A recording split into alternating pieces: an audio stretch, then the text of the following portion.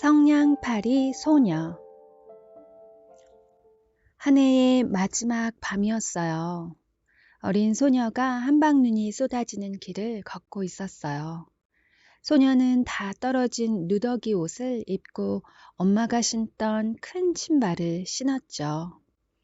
소녀의 앞치마에는 성냥이 가득 담겨 있었어요. 성냥 사세요! 성냥 사세요! 열심히 외쳤지만 성냥을 사는 사람은커녕 동전 한 입 던져주는 사람도 없었어요.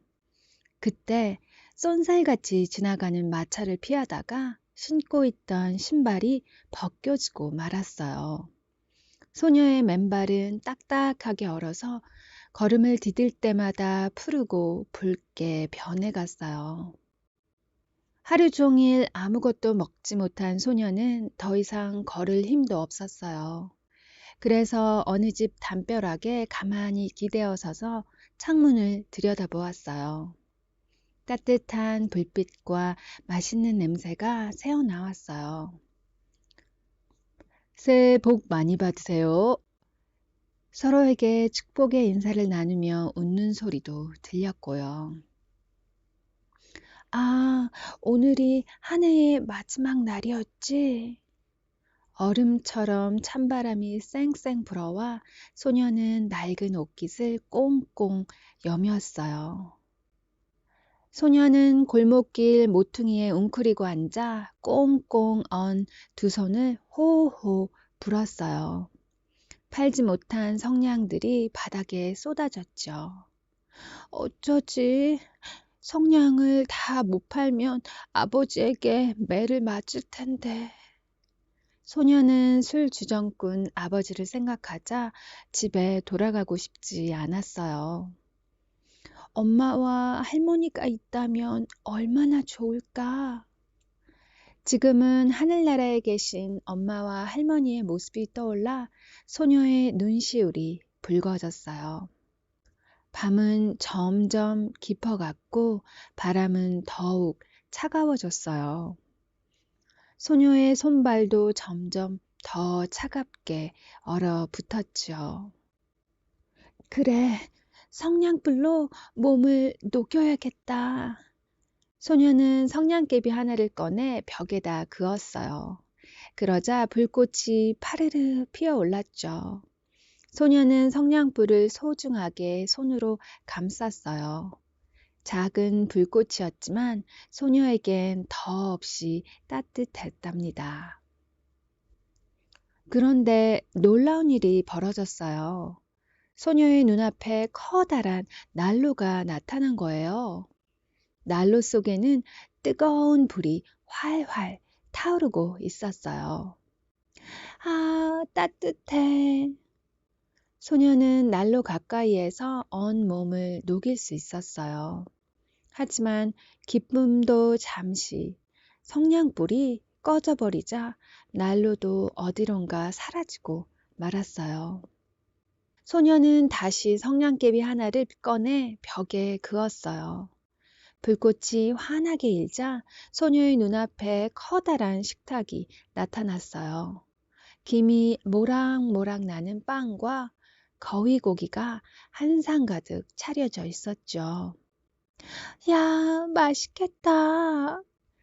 그때 접시에 있던 거위고기가 일어나더니 소녀에게 뒤뚱뒤뚱 걸어오지 뭐예요?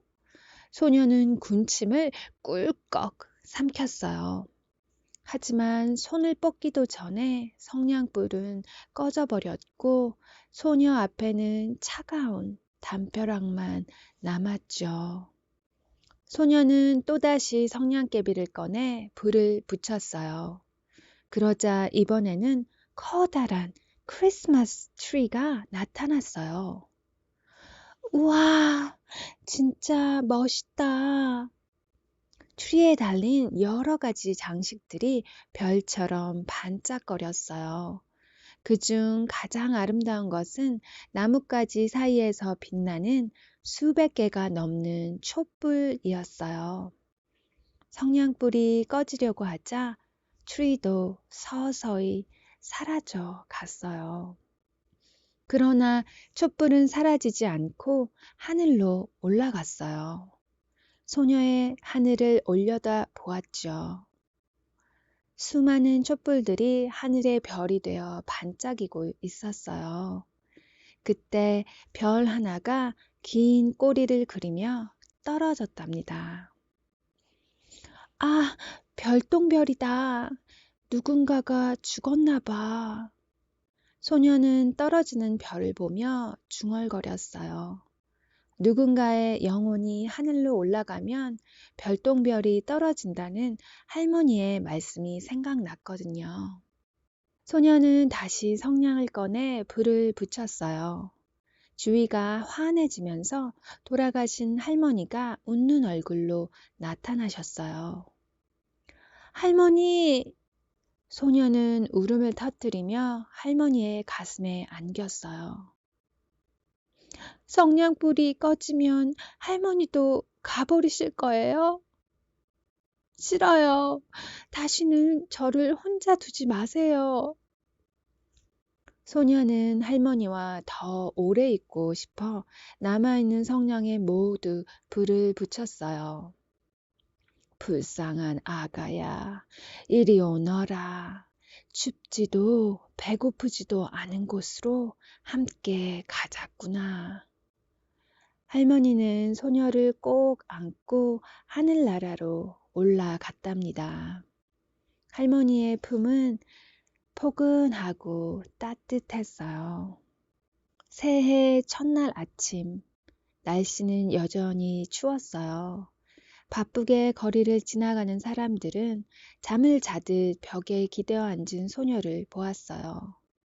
얼굴은 창백했지만 소녀는 미소를 짓고 있었고 곁에는 타버린 성냥개비들이 수북히 널려 있었죠.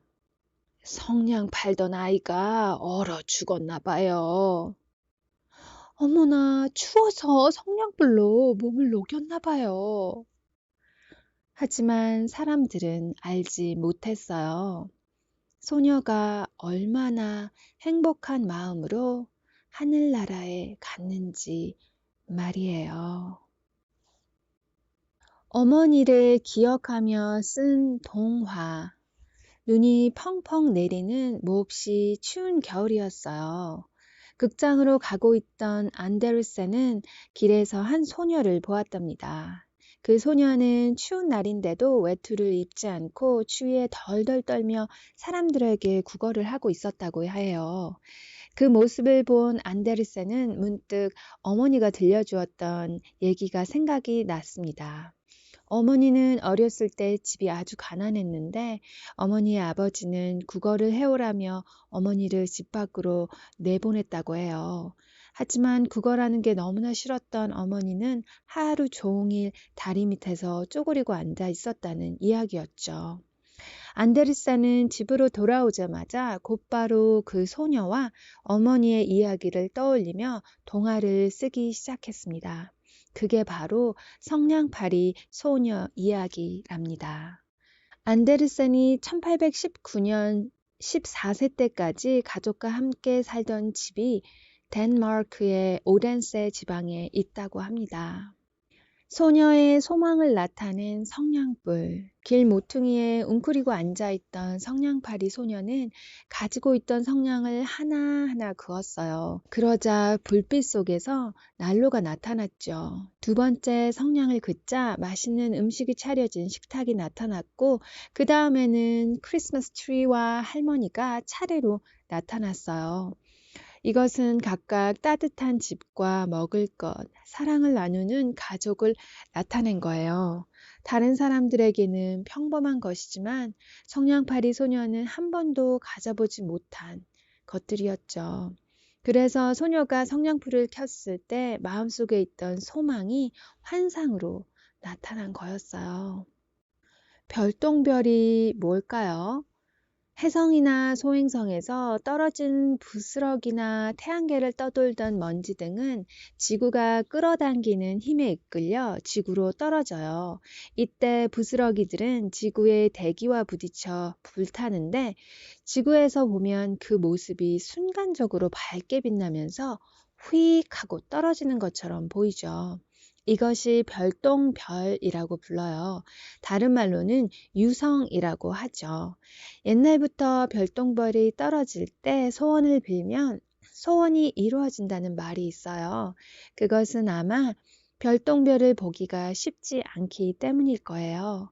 별똥별은 정말 짧은 순간에 떨어지고 사라지게 되거든요.